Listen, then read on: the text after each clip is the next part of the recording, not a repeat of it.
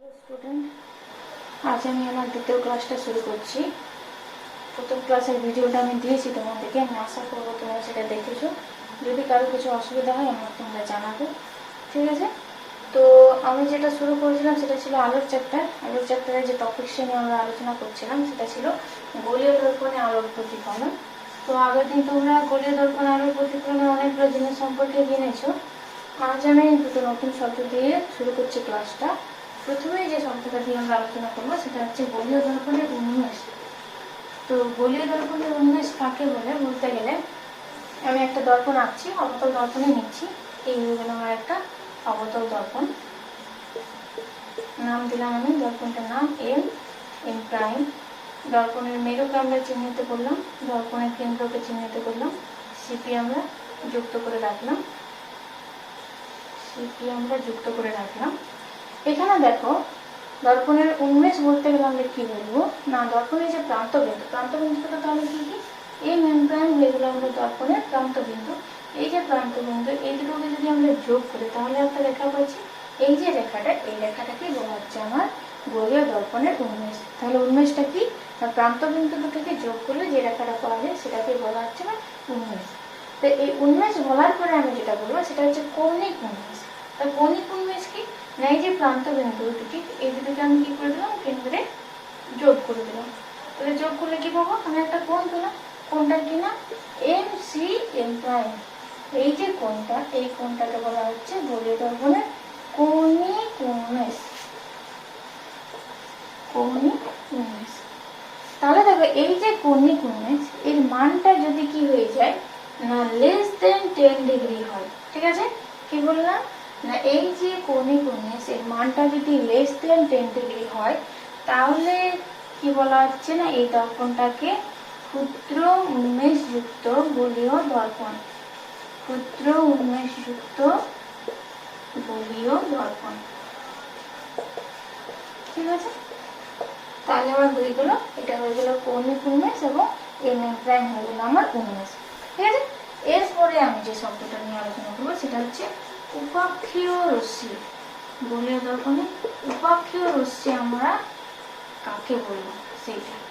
উপাক্ষীয় রশ্মি বলার জন্য আবার আমি একটা দর্পণ আঁকছি, অবতল দর্পণে আঁকলাম।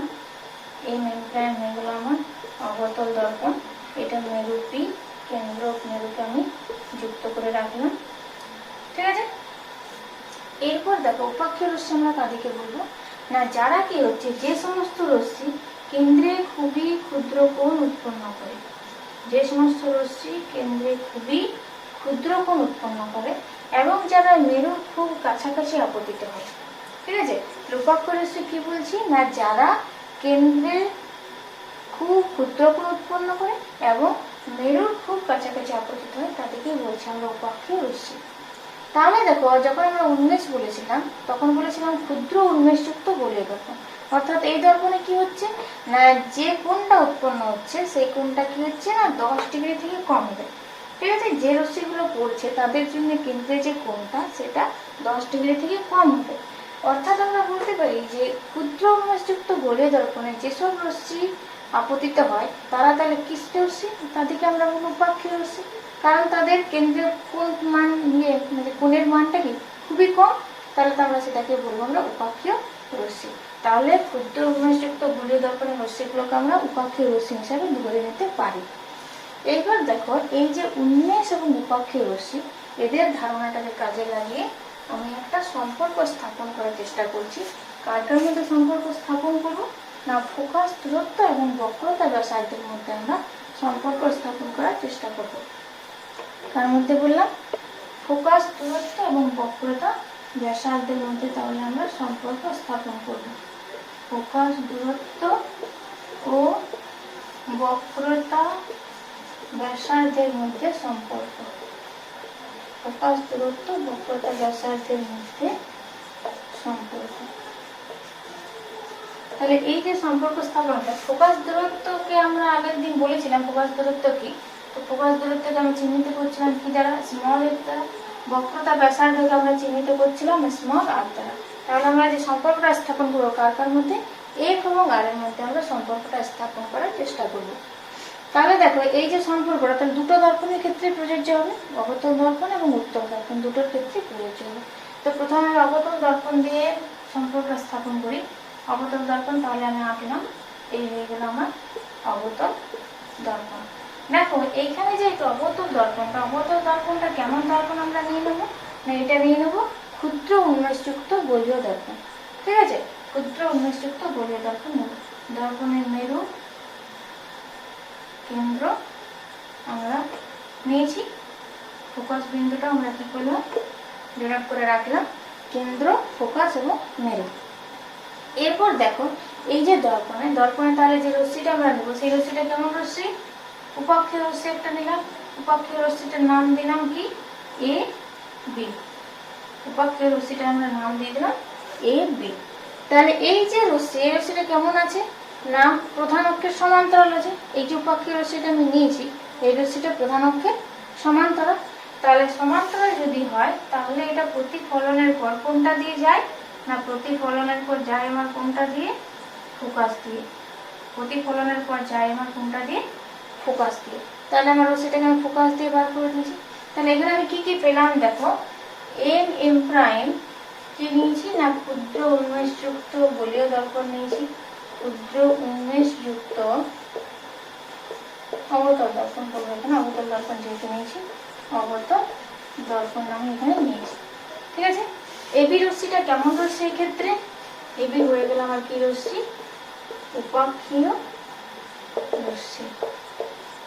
ঠিক আছে, আর আমরা কি নিচ্ছি না এখানে কেন্দ্রকে চিহ্নিত করেছি কি দিয়ে, সি দিয়ে, ফোকাসকে এফ দিয়ে এবং মেরুকে কি দিয়ে চিহ্নিত করেছি, পি দিয়ে।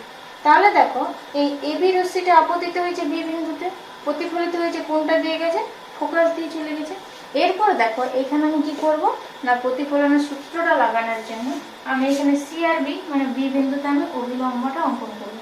তাহলে এখানে আমি অভিলম্বটা অঙ্কন করে দিলাম।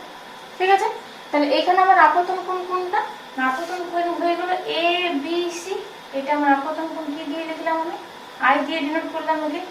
এবং প্রতিফলন কোণ কোনটা, প্রতিফলন কোণ হয়ে গেছে সি বি এফ, এটা হয়ে গেছে প্রতিফলন কোণ। তাহলে আপতন কোণ আর প্রতিফলন কোণ কি হয়, সমান হয়, প্রতিফলনের সূত্র আছে। তাহলে এই কোণ সমান হয়ে গেল আমার এই কোণ। তাহলে আমি প্রথমে লিখে রাখলাম, কি লিখবো না কোণ এ বি সি সমান কোণ কি না সি বি এফ, কি জন্য না প্রতিফলনের সূত্রানুযায়ী, প্রতিফলনের সূত্রানুযায়ী। ঠিক আছে, এ বি সি সমান হয়ে গেল সি বি এফ, এটা 1 নাম্বার গেল। এরপর আমি 2 নাম্বার যেটা দেখবো এখানে যে রশ্মি এবি রশ্মিটা কার সাথে সমান্তরাল, এবি রশ্মিটা সমান্তরাল হচ্ছে সিপির সাথে। ঠিক আছে, তো এবি সমান্তরাল সিপি, আর এখানে ভেদক, ভেদক হিসাবে কোনটাকে আমি ভাবতে পারি, এই সিবিটাকে ভেদক হিসাবে ভাবতে পারি। মানে এই যে রশ্মিটা, এই রশ্মিটার সাথে সমান্তরাল রশ্মি কোনটা, এইটা, এবং ভেদক কোনটা, এইটা হচ্ছে আমার ভেদক। তাহলে যদি ভেদক হয় তাহলে আমি একান্তর কোণ হিসাবে কোনটাকে লিখতে পারি না, এই যে দেখো এই কোণটার সাথে আমি একান্তর কোণ হিসাবে এইটাকে বলতে পারি, পারি তো এই কোণটা এবং এই কোণটা হয়ে গেল আমার কি কোণ, একান্তর কোণ। কি হিসাবে না কোণ এ বি সি সমান হয়ে গেল কোণ কোনটা, B C F, A B C সমান বি সি এফ। কি জন্য হলো না এ বি সমান্তরাল কি লিখলাম সিপি, এবং ভেদক কোনটা না বি সি হচ্ছে আমার ভেদক। ঠিক আছে, তাহলে দেখো এই দুটো থেকে আমরা কি দেখলাম না এবিসি এবিসি এটা যদি 1 নম্বর সমীকরণ, এটা যদি 2 নম্বর সমীকরণ কি, তাহলে এখান থেকে বলতে পারি কোণ সি বি এফ সমান হয়ে গেল কোণ B C F, C B F সমান বি সি এফ। তার মানে এই যে এই কোণটা, এই কোণটার সাথে সমান হয়ে গেল কোন কোণটা, এই কোণটা, এই কোণ এবং এই কোণ সমান। এরপর দেখো এই যে কোণ দুটো, এই কোণ দুটো একটা ত্রিভুজের কিন্তু ভূমি সংলগ্ন কোণ। কোন ত্রিভুজটা ভূমি সংলগ্ন কোণ না বিসিএফ, এটা একটা ত্রিভুজ, ত্রিভুজ কি বিসিএফ। এই ত্রিভুজের ভূমি সংলগ্ন কোণ কোনটা, এইটা এবং এইটা। তাহলে একটা ত্রিভুজের যদি ভূমি সংলগ্ন কোণগুলো সমান হয় তাহলে ত্রিভুজটাকে আমি কি ত্রিভুজ বলতে পারি? না ত্রিভুজটাকে আমি সমদ্বিবাহু ত্রিভুজ বলতে পারি। তাহলে সমদ্বিবাহু ত্রিভুজ বললে কোন কোনটা হয়ে যাবে? এইটার সাথে সমদ্বিবাহু কোনটা হয়ে যাবে? এইটা। এই দুটো বাহু তাহলে কি হয়ে যাবে? সমান হয়ে যাবে। তাহলে BCF কি ত্রিভুজ হয়ে গেল? না সমদ্বিবাহু ত্রিভুজ। যেহেতু কি হয়েছে না CBF মানে এই কোণটা তার সাথে সমান কোণটা হয়ে গেছে BCF, তার মানে এই কোণটা। তাহলে এই দুটো কোণ সমান হওয়ার জন্য আমি এই যে BCF এই ত্রিভুজটাকে কি ত্রিভুজ বলে দিলাম? না এই ত্রিভুজটাকে বলে দিলাম সমদ্বিবাহু ত্রিভুজ। তাহলে সমদ্বিবাহু ত্রিভুজ, তাহলে কোন কোন বাহু দুটো এই ক্ষেত্রে সমান হচ্ছে? না এই ক্ষেত্রে সমান হচ্ছে না কোন কোন বাহু দুটো? না SCF সমান হয়ে গেছে FB। ঠিক আছে, এই যে এই বাহুটার সাথে এই বাহুটা কি হয়ে গেছে? সমান হয়ে গেছে। CF সমান হয়ে গেছে আমার FB। এরপর দেখো আমি প্রথমেই বলে দিয়েছি যে AB ছিল উপাক্ষীয় রশ্মি। উপাক্ষীয় রশ্মি তাহলে কাদিকে বলা হচ্ছিল? না যে রশ্মিগুলো মেরুর খুব কাছাকাছি আপতিত হয়েছে। মেরুর খুব কাছাকাছি আপতিত হওয়া মানে কি? এই যে B বিন্দুটাকে আমি ধরে নিতে পারি যে P বিন্দুর খুবই কাছে অবস্থিত। ঠিক আছে, B বিন্দুটা P বিন্দুর খুবই কাছে অবস্থিত, অর্থাৎ এই যে FB রেখাটাকে আমি FP লিখে দিতে পারি। FB এর জায়গায় কি লিখে দিতে পারি? FP লিখে দিতে পারি। যেহেতু কি ছিল না, যেহেতু আমার কি ছিল না AB আমার উপাক্ষীয় রশ্মি ছিল। যেহেতু AB কি রশ্মি? না উপাক্ষীয় রশ্মি। তাহলে আমরা কি পেলাম? CF সমান FB সমান হয়ে গেল FP। ঠিক আছে, তাহলে এরপরে আমি দেখো কি বলতে পারি। তাহলে এই FPটা তাহলে কি পুরো CP কি হয়ে গেল? অর্ধেক হয়ে গেল। তাহলে FP সমান আমরা কি লিখতে পারি? পুরো হাফ অফ CP। FP সমান আমরা লিখতে পারি হাফ অফ CP। তাহলে FP কে আমরা কি দিয়ে লিখেছিলাম? স্মল f দ্বারা। আর CP কে আমরা কি দিয়ে বলেছিলাম? r দ্বারা। তাহলে F ইকুয়ালস টু কি হয়ে গেল আমার? F ইকুয়ালস টু কি হয়ে গেল আমার? r বাই এটাই হলো আমার সম্পর্ক। এই যে এই অংশটাকে কি বললাম আমরা? F, এবং পুরো C থেকে P এই দূরত্বটাকে আমরা কি বলেছি? r। তাহলে FP এর জায়গায় আমরা বসালাম স্মল f এবং CP এর জায়গায় বসালাম আমরা স্মল r। তাহলে F ইকুয়ালস টু হয়ে গেল r/2, অর্থাৎ ফোকাস দূরত্ব সমান কত? বক্রতা ব্যাসার্ধ বাই 2, মানে ফোকাস দূরত্ব বক্রতা ব্যাসার্ধের কি হয়ে গেল? অর্ধেক হয়ে গেল। এটাই হচ্ছে আমার সম্পর্ক।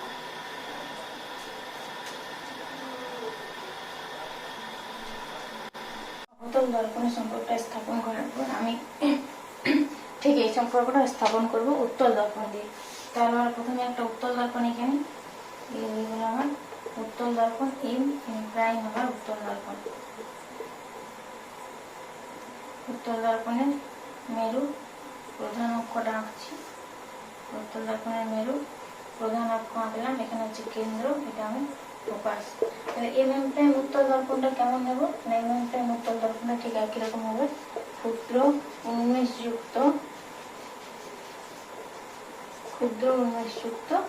উত্তল দর্পণ।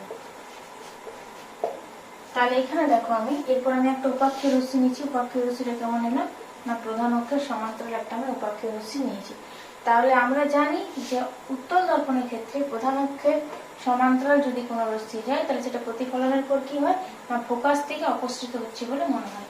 তাহলে এটা প্রতিফলনের পর কি হয়ে যায়? ফোকাস থেকে অপসৃত হচ্ছে বলে মনে হবে।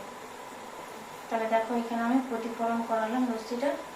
প্রতিফলনের পর কি মনে হবে? ফোকাস থেকে অপসৃত হচ্ছে বলে মনে হচ্ছে। তাহলে এখানে রশ্মিটা AB, আমি রশ্মিটা আপতিত রশ্মি, প্রতিফলিত রশ্মি হচ্ছে BE। এরপর দেখো B বিন্দুতে প্রতিফলনের সূত্রগুলো লাগানোর জন্য আমার কি করতে হবে? না B বিন্দুতে অভিলম্বটা আমাকে অঙ্কন করতে হবে। তাহলে এখানে B বিন্দুতে আমি অভিলম্ব অঙ্কন করলাম। C থেকে আমি B বিন্দুতে অভিলম্বটা অঙ্কন করব। C থেকে আমি কি করেছি? B বিন্দুতে অভিলম্বটা অঙ্কন করেছি। তাহলে এরপর আমি কি করব? না B বিন্দুতে প্রতিফলনের সূত্র অনুযায়ী আমার কি হবে? আপতন কোণ আর প্রতিফলন কোণ পরস্পরের সমান হবে। তাহলে এখানে আপতন কোণ কোনটা? AB, এখানে CN আমি অভিলম্ব অঙ্কন করেছি।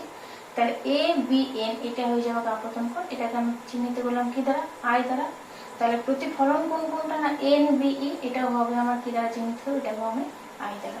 তাহলে প্রতিফলনের সূত্র অনুযায়ী আমার কোন কোন কোণ দুটো, না এ বি এন, এইটা সমান হয়ে গেল কোণ এন বি ই, কারণ আপতন কোণ প্রতিফলন কোণ সমান হয় কিসের জন্য, না প্রতিফলনের সূত্রানুযায়ী। এবার আমি দ্বিতীয় দেখো, এখানে এনসি রেখাটা এবং ই এফ রেখাটা পরস্পরকে বি বিন্দুতে ছেদ করেছে। এনসি রেখা এবং ই এফ রেখা পরস্পরকে বি বিন্দুতে ছেদ করেছে।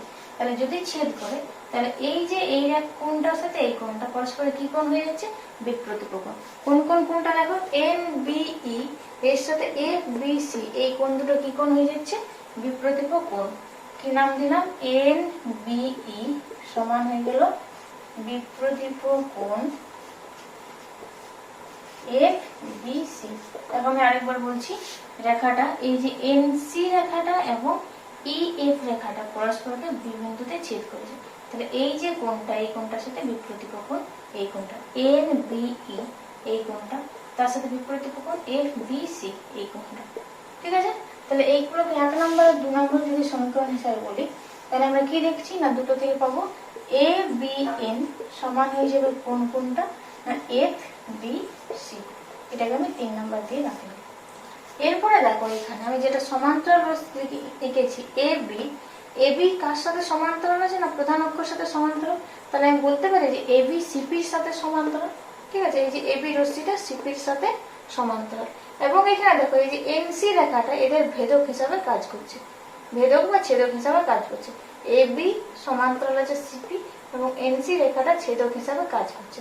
তাহলে যদি হয়, তাহলে এই যে এই কোণটা, এই কোণটার সাথে এই কোণটা কি কোণ হিসাবে কাজ করবে, অনুরূপ কোণ। এই কোণটা আর এই কোণটা পরস্পরের কি কোণ, না অনুরূপ কোণ। তাহলে কোন কোন কোণ দুটো বললাম, কোণ এ বি এন সমান হয়ে গেল কোণ F C B, F C B. কেন, কারণ আমি দেখো এখানে লিখছি, কারণ এ বি সমান্তরাল সিপি এবং আমার ছেদক কোনটা ছিল, না এনসি ছিল আমার ছেদক। কি বললাম, এই যে এবির সাথে সমান্তরাল হচ্ছে এইটা এবং এই যে এনসি এটা হচ্ছে ছেদক। তাহলে এটা যদি ছেদক হয়, তাহলে এই যে কোণটা এ বি এন এটা সমান হয়ে গেল কত, সি এফ সি বি। তাহলে এরা পরস্পরের কি কোণ, এরা পরস্পরের অনুরূপ কোণ। তাহলে এ বি এন সমান অনুরূপ কোণ এফ সি বি। তাহলে দেখো, এটাকে যদি আমি 4 নম্বর সমীকরণ দিই, তাহলে আমরা কি পাচ্ছি, না এফ বি সি সমান আমরা পেয়ে গেলাম এফ সি বি। দেখো এফ বি সি কোন কোনটা, এফ বি সি হচ্ছে এই কোণটা আর এফ সি বি কোন কোনটা, এই কোণটা। তাহলে এই যে কোণ দুটো, এই কোণ দুটো এফ বি সি এই ত্রিভুজের দুটি ভূমি সংলগ্ন কোণ। ঠিক আছে, এই যে ত্রিভুজের এই ত্রিভুজ এফ সি বি এর ভূমি সংলগ্ন কোণ হচ্ছে এফ সি বি এবং এফ বি সি। তাহলে আমরা কি বলতে পারি, না এফ সি বি হলো কি, না সমদ্বিবাহু ত্রিভুজ। তাহলে যদি সমদ্বিবাহু ত্রিভুজ হয়, তাহলে আমার কি হবে, যে এফ বি সমান এফ সি, এই যে ভূমি সংলগ্ন কোণ এদের যে বাহু দুটো, এই বাহু দুটো কি হয়, সমান হয়। তাহলে এফ বি সমান হয়ে গেল এফ সি। এরপরে দেখো, আমি এবি রশ্মিটাকে কি রশ্মি হিসাবে ধরেছিলাম, উপাক্ষীয় রশ্মি হিসাবে। তার মানে কি, এবি রশ্মি এই যে বি বিন্দুটা, এই বিন্দুটা মেরুর খুব কাছে ধরে নিতে পারি। তাহলে মেরুর যদি খুব কাছে অবস্থিত হয়, তাহলে আমার কি হবে, না এই যে এফ বি এই রেখাটাকে আমি কি হিসাবে ধরে নিতে পারি, এফ পি হিসাবে ধরে নিতে পারি। তাহলে এফ সি সমান হয়ে গেল এফ পি। তাহলে এই যে এফ পি এবং এফ সি এরা পরস্পরের কি, এই দুটো পরস্পরের সমান। তাহলে আমি পুরো এই যে এই অংশটাকে এফ পি অংশটাকে পুরোটা কি বলতে পারি, হাফ বলতে পারি। অতএব এফ পি সমান হচ্ছে কি, হাফ অফ সি পি। এবার দেখো, এই যে এফ পি এই অংশটাকে আমি কি বলি, এফ দ্বারা চিহ্নিত করেছি, আর পি থেকে সি এই অংশটাকে আমি আর দ্বারা চিহ্নিত করেছি। অতএব বলতে পারি যে, কি বলতে পারি, অতএব বলতে পারি এফ পি ইকুয়ালস টু, মানে এফ দ্বারা লিখবো F equals to R by 2, অর্থাৎ ফোকাস দূরত্ব ইকুয়ালস টু বক্রতা ব্যাসার্ধ ডিভাইডেড বাই 2, অর্থাৎ ফোকাস দূরত্ব বক্রতা ব্যাসার্ধের অর্ধেক।